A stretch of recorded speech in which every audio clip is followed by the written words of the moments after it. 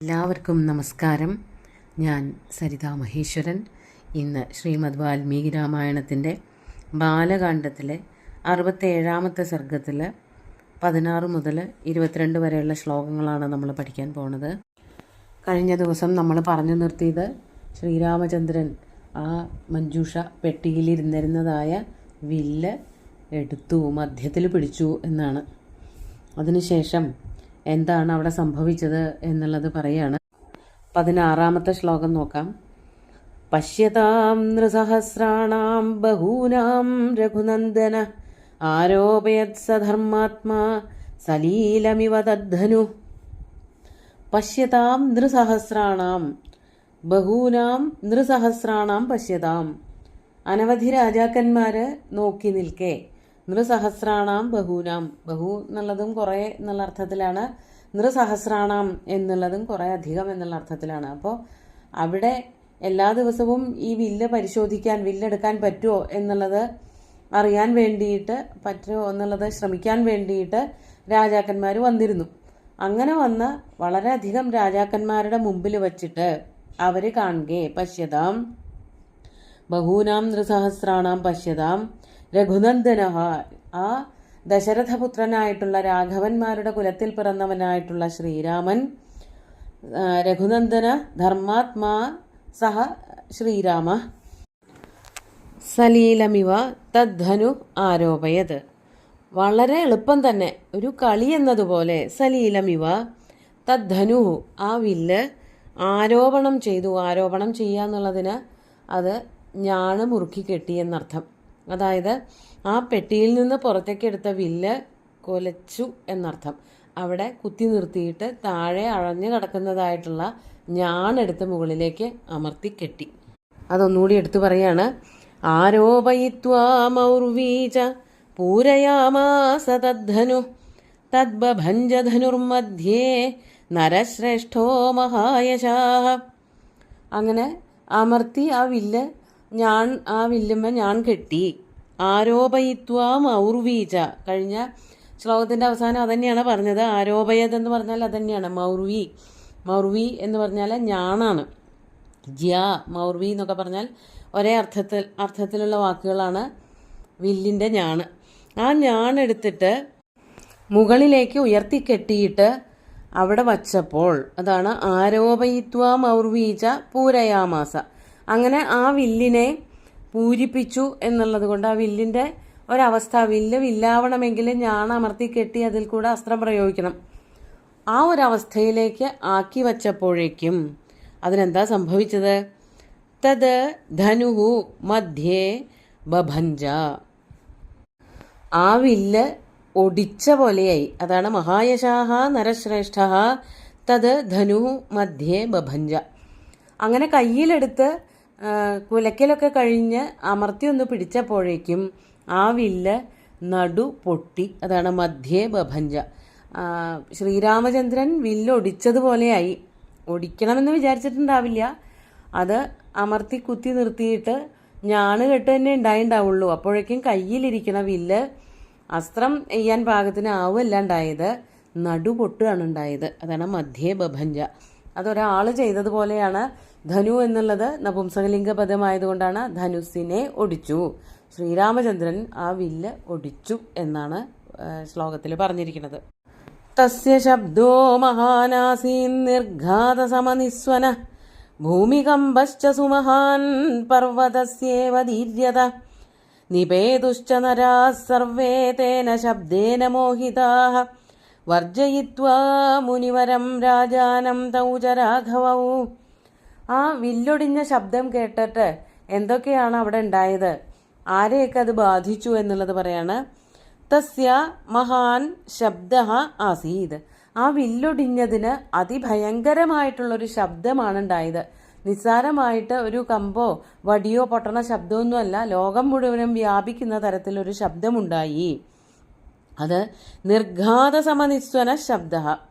നിർഘാതസമം എന്ന് വെച്ചാൽ മേഘത്തിൽ നിന്ന് ഉണ്ടാകുന്ന ഇടിവെട്ടുന്ന പോലെ ഒരു ശബ്ദം. ആ ശബ്ദം അതിഗംഭീരമായിട്ടുള്ളൊരു ശബ്ദം അലയൊലി കൊണ്ട് ലോകം മുഴുവനും വ്യാപിച്ചു. അത് ഏതുപോലെയായി തീർന്നു? സുമഹാൻ ഭൂമികമ്പഹ.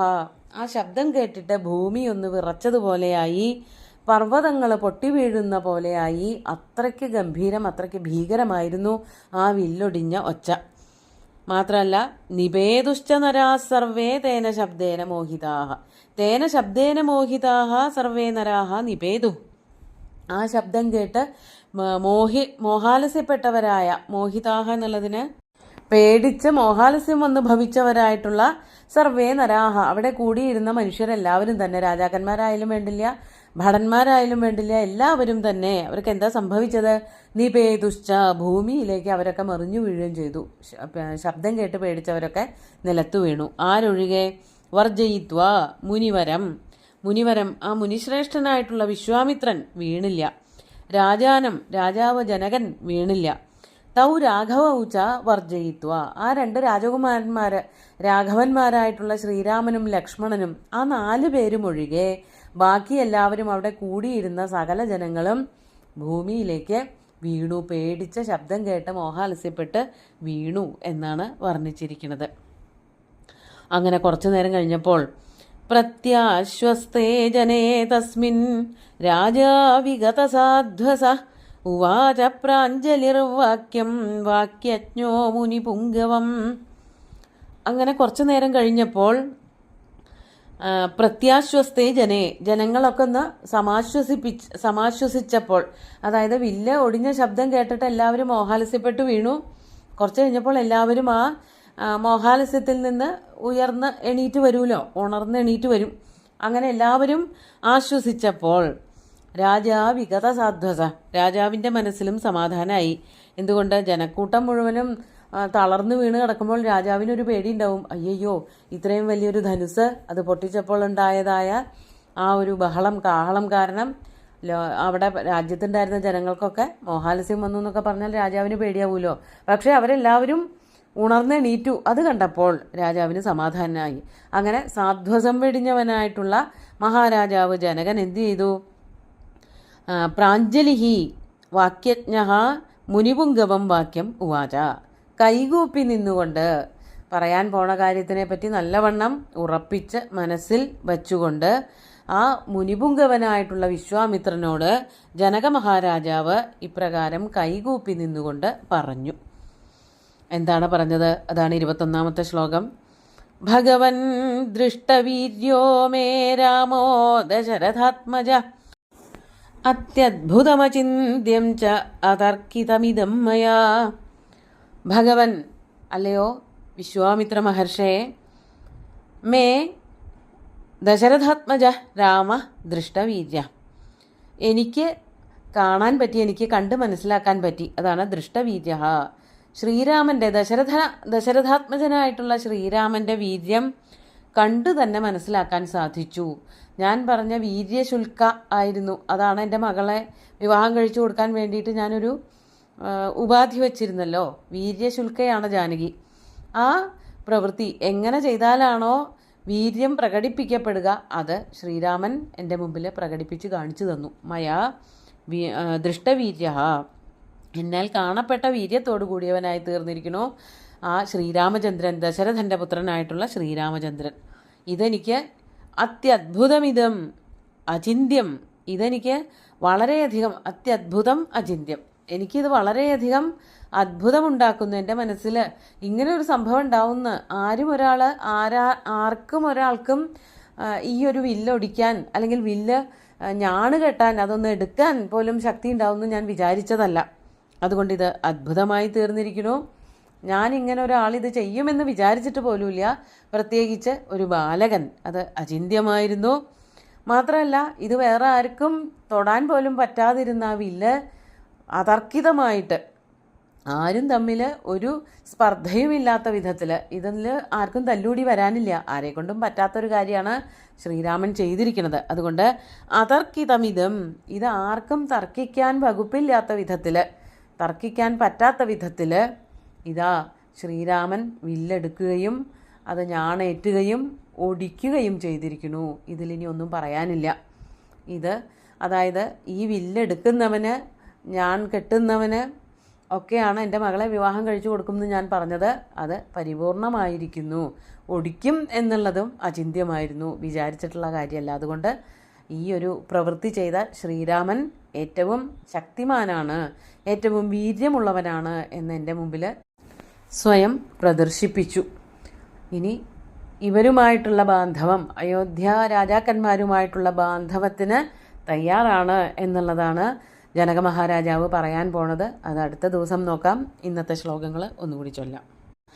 പശ്യതാം നൃസഹസ്രാണാം ബഹൂനാം രഘുനന്ദന ആരോപയത് സധർമാത്മാ സലീലമിവ തദ്ധനു ആരോപയിത്വാ മൗർവീച പൂരയാമാസ തദ്ധനു തദ്ബഭഞ്ജധനുർമധ്യേ നരശ്രേഷ്ഠോ മഹായശാഃ തസ്യ ശബ്ദോ മഹാനാസീന്നിർഘാത സമനിസ്വനഃ ഭൂമികമ്പശ്ച സുമഹാൻ പർവതസ്യേവ ദീര്യത നിവേതുശ്ച നരാः സർവേ തേന ശബ്ദേന മോഹിതാഃ വർജയിത്വാ മുനിവരം രാജാനം തൗ ച രാഘവൗ പ്രത്യാശ്വസ്തേ ജനേ തസ്മിൻ രാജാ വിഗതസാധ്വസ ഉവാച പ്രാഞ്ജലിർവാക്യം വാക്യജ്ഞോ മുനിപുംഗവം ഭഗവൻ ദൃഷ്ടവീര്യോ മേ രാമോ ദശരഥാത്മജ അത്യദ്ഭുതമചിന്യം ച അതർക്കിതമിദം മയാ.